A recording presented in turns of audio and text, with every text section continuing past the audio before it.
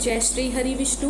परम भगवान श्री कृष्ण को प्रिय है पुरुषोत्तम मास, और ऐसे पवित्र पुरुषोत्तम मास यानी कि अधिक मास में आती है परमा एकादशी, और इसी परमा एकादशी की आप सबको बहुत बहुत शुभकामनाएं। इस बार 11 जून 2026 को हम परमा एकादशी का पालन कर रहे हैं। यह अत्यंत पुण्य फल प्रदायिनी, सर्वश्रेष्ठ और हमारी आध्यात्मिकता यात्रा को मजबूती से आगे बढ़ाने वाली एकादशी है।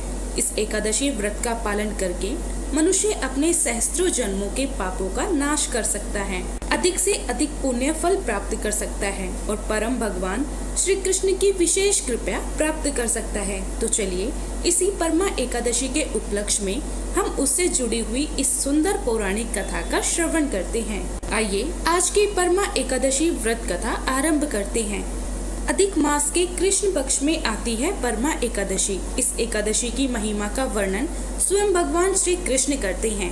एक समय युधिष्ठिर महाराज ने भगवान श्री कृष्ण से पूछा, हे मधुसूदन, पुरुषोत्तम मास के कृष्ण पक्ष में कौन सी एकादशी आती है और इसका पालन करने की विधि क्या है? कृपया मुझे इस विषय में विस्तार पूर्वक बताइए। यह सुनकर पूर्ण पुरुषोत्तम भगवान श्री कृष्ण ने उत्तर दिया, हे राजन, पुरुषोत्तम मास के कृष्ण पक्ष में आने वाली एकादशी को परमा एकादशी के नाम से जाना जाता है, क्योंकि यह सर्वोपरि परम आध्यात्मिक फल प्रदान करने वाली और जन्म तक मृत्यु के चक्र से मुक्ति दिलाने वाली भी है।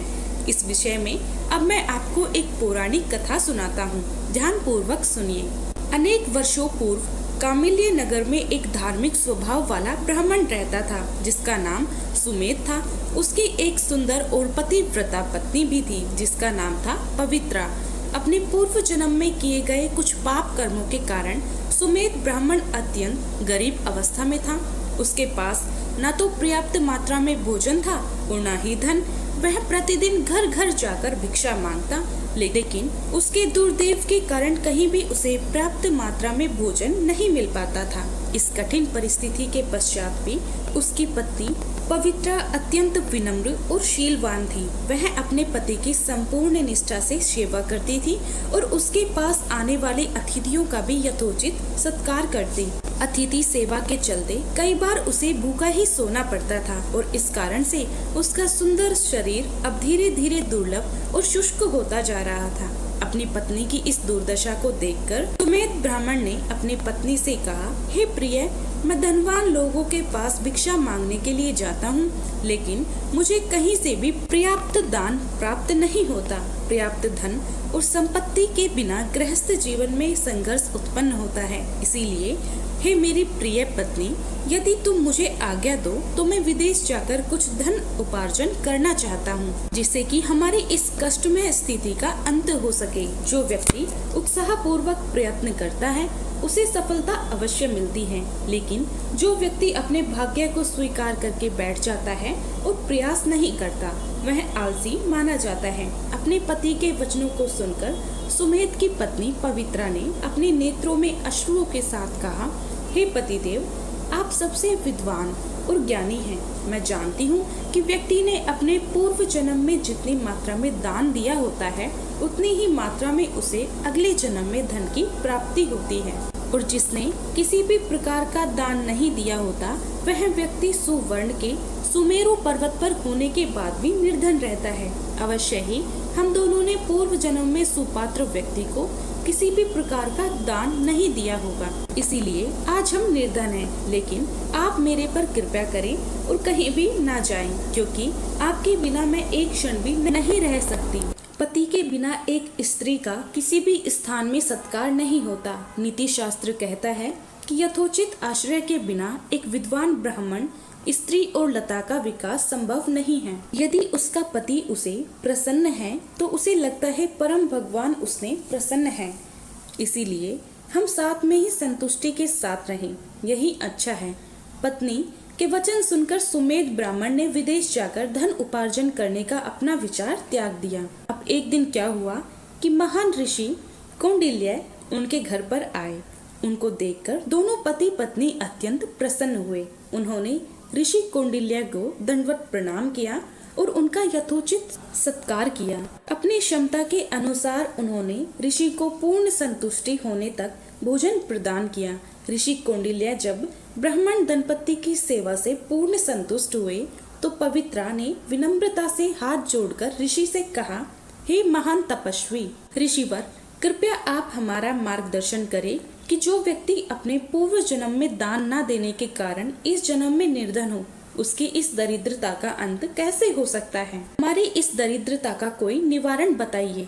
मेरे पति मेरा त्याग करके धन उपार्जन हेतु विदेश गमन करना चाहते हैं, लेकिन मैं इस बात से सहमत नहीं हूँ। आप तो परम विद्वान हैं। आपके आगमन और दर्शन मात्र से हमारे दुर्भाग्य का अंत हो गया है। कृपया आप हमें मार्गदर्शन दें कि कौन से व्रत का पालन करके, किस तपस्या के द्वारा और किस माध्यम से हम अपने इस दुखमय स्थिति से बाहर आ सकते हैं। ब्राह्मण पत्नी के वचन सुनकर ऋषि कौंडिल्य ने कहा, पुरुषोत्तम मास के कृष्ण पक्ष में आने वाली परमा एकादशी पूर्ण पुरुषोत्तम भगवान श्री हरि को अत्यंत प्रिय है। इसका श्रद्धा और निष्ठा पूर्वक पालन करने से यह हर प्रकार के भौतिक और आध्यात्मिक सुख प्रदान करती है। इस एकादशी के दिन साधक को भगवान के पवित्र नामों का जप, कथा और कीर्तन करने चाहिए। एक समय कुबेर द्वारा इस एकादशी का पालन किया गया था और उससे प्रसन्न होकर शिवजी ने उन्हें देवताओं का कोषाध्यक्ष बना दिया था। राजा हरिश्चंद्र ने जब उसकी पत्नी और बालक को बेच दिया था तो उसके बाद इस व्रत का पालन किया था, जिसके परिमाण स्वरूप उन्हें अपना राज्य पुनः प्राप्त हुआ और अपने जीवन काल के दौरान उन्होंने सुख पूर्वक राज्य किया था। इस प्रकार कौंडिल्य ऋषि ने पवित्र और सुमेध ब्राह्मण को परमा एकादशी का पालन किस प्रकार किया जाए उसके विषय में मार्गदर्शन दिया। ऋषि द्वारा दिए गए मार्गदर्शन के अनुसार सुमेध ब्राह्मण और उसकी पत्नी पवित्रा ने श्रद्धा पूर्वक परमा एकादशी व्रत और उपवास का पालन किया और भगवान श्री हरि की पूजा आराधना की। इसके कुछ ही समय में एक ऐसा चमत्कार हुआ कि उन्होंने एक सुंदर राजकुमार को अपने घर की ओर जाते हुए देखा। ब्रह्मा के आदेश पर इस राजकुमार ने ब्राह्मण दंपति को सभी सुविधाओं से पूर्ण सुंदर महल भेंट किया। उनकी भक्ति और पवित्रता से संपन्न प्रसन्न होकर राजकुमार ने उसके जीवन निर्वाह हेतु एक पूरा गांव भी दान में दिया। इस प्रकार इस एकादशी व्रत का पालन करके सुमेध ब्राह्मण और उसकी पत्नी ने अपने जीवन काल के दौरान अनेक सुख सुविधाओं को भोग किया और मृत्यु के पश्चात वैकुंठ लोक में प्रवेश किया। कथा का समापन करते हुए भगवान श्री कृष्ण ने युधिष्ठिर महाराज से कहा, हे राजन, इस परमा एकादशी का व्रत करने से व्यक्ति को गंगा और पुष्कर जैसे पवित्र तीर्थ स्थलों में स्नान करके पुण्य प्राप्त होता है। इसके साथ साथ गाय का दान देने से और सभी धार्मिक अनुष्ठानों का पालन करने से जो फल प्राप्त होता है वह संपूर्ण फल केवल भगवान की अत्यंत प्रिय परमा एकादशी का श्रद्धा और निष्ठा पूर्वक पालन करने से प्राप्त हो जाता है। मनुष्य जन्म अत्यंत दुर्लभ है, इसीलिए इसका उपयोग अपनी आध्यात्मिक उन्नति के लिए करना चाहिए। और अंत में भगवान श्री कृष्ण की आज्ञा से युधिष्ठिर महाराज और सभी पांडवों ने द्रौपदी सहित इस परम कल्याणकारी परम एकादशी का पालन किया। अंत में उन्होंने आध्यात्मिक जगत में प्रवेश प्राप्त किया। तो यह थी आज की परमा एकादशी व्रत कथा। अगर यह कथा आपको अच्छी लगी हो तो हमारी श्री श्याम चैनल को अभी सब्सक्राइब करें, लाइक, शेयर और कमेंट करें। जय श्री कृष्ण, जय श्री हरि विष्णु।